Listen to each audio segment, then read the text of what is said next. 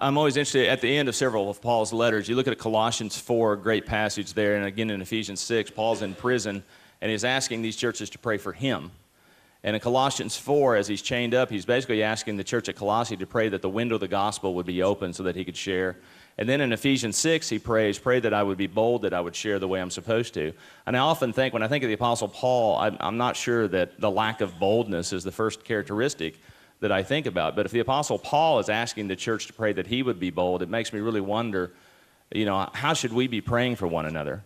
How should we be lifting up one another so that, you know, as Paul in Romans 10 said, my prayer and my heart's desire and my prayer before God is that the Israelites would be saved.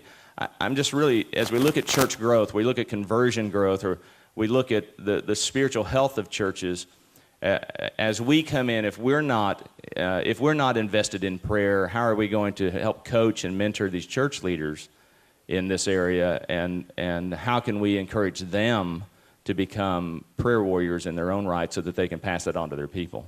Any comments or suggestions?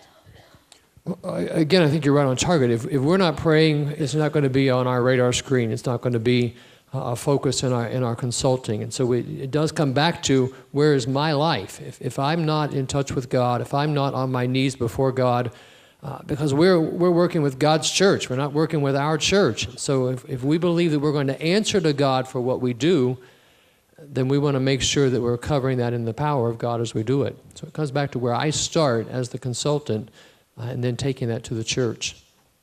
Yeah, and Dan, how are you coaching people in this area? Well, I totally agree that it's the below-the-surface behaviors that really matter and multiply. I do a great deal of life mapping with senior pastors. They come out for 2 or 3 days and give me the permission to go deep in their own lives and their history and see what's really there. And it's amazing to see how many, when they're honest, lack some of the spiritual disciplines like prayer, solitude, and just personal study of God's Word to remain fresh. And so I think to be able to have someone you can be open with and accountable with, and that is sometimes overstated, but I've found that that's essential in my own life and with those that I see these disciplines working.